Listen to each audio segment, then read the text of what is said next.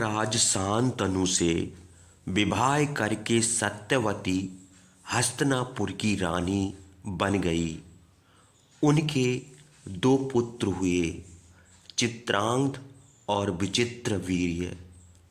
राजा शांतनु के बाद चित्रांगद ने हस्तिनापुर का राज्य संभाला, लेकिन वे गंधर्वों के साथ हुए युद्ध में मारे गए। उनकी कोई संतान नहीं थी। विचित्रवीर्य राजा बने। भीष्म राज प्रतिनिधि बने रहे।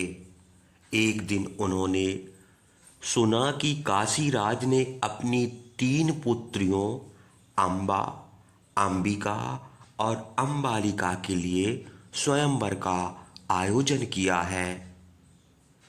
वहां जाकर उन्होंने स्वयंवर जीता और विचित्रवीर्य के लिए 3 कन्याएं ले आए। अंबा ने सौभराज शल्य को अपना पति माना था, अतः उसे शाल्य के पास भेजने को कहा। अन्य 2 राजकुमारियां विचित्रवीर्य की पत्नी बनी। अंबा को पूरे सम्मान के साथ सौभ नगरी के राजा शाल्य के पास भेज दिया गया। जब अंबा शाल्य के पास पहुंची तो उन्होंने कहा कि भीष्म ने स्वयंवर में 3 बहनों को जीता है, इसलिए अब वे अंबा से विवाह नहीं कर सकते। अंबा दुखी होकर भीष्म के पास गई।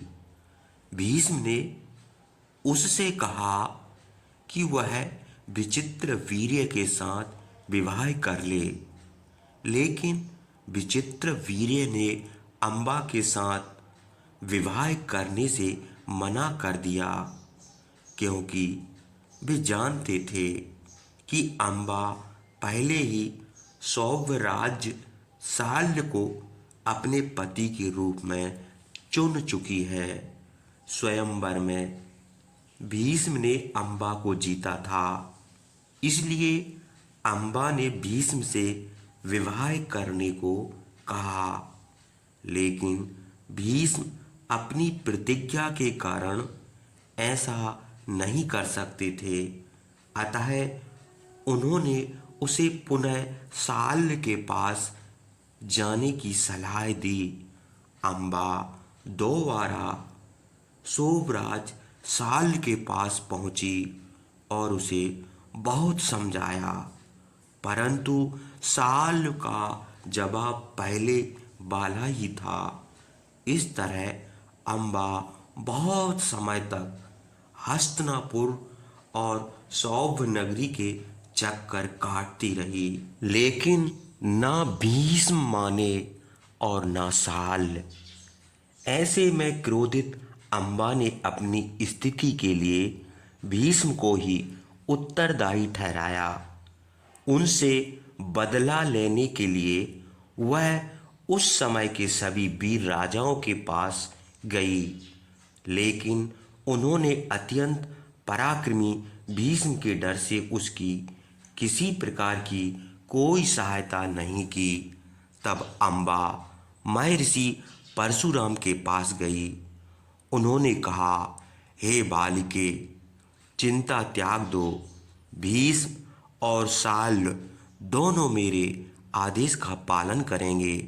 लेकिन अंबा ने जब अपनी स्थिति के लिए भीष्म को उत्तरदायी माना, तब परशुराम ने भीष्म को बुलाकर उनसे अंबा को स्वीकार करने के लिए कहा, परंतु भीष्म संकल्पबद्ध थे, अतः उन्होंने उनकी बात मानने से इनकार कर दिया। परशुराम ने क्रोधित होकर भीष्म को युद्ध की चुनौती दे दी। भीष्म ने उसे सहर्ष स्वीकार कर लिया। महर्षि परशुराम और देवव्रत भीष्म में युद्ध शुरू हुआ। बहुत दिनों तक युद्ध होने के बावजूद कोई परिणाम नहीं निकल पाया। तब परशुराम ने अम्बा से कहा कि अब मैं तुम्हारे लिए कुछ नहीं कर सकता। तत्पश्चात अम्बा ने वन में जाकर तपस्या शुरू कर दी। तपोबल के प्रभाव से उसने महाराज द्रुपद के यहाँ कन्या रूप में जन्म लिया। यहाँ उसका नाम शिखंडी रखा गया था। उसके जन्म के समय आकाशवाणी हुई कि इसका लालन पालन पुत्री नहीं वरन एक पुत्र के रूप में किया जाए। इसलिए शिखंडी को पुत्र मान लिया गया, लेकिन शिखंडी कभी पुरुष नहीं बन पाया।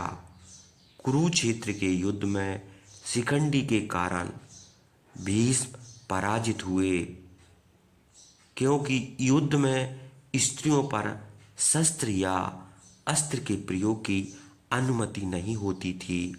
अम्बा ने ही शिखंडी के रूप में जन्म लिया। यह बात देवव्रत भीष्म अच्छी तरह से जानते थे।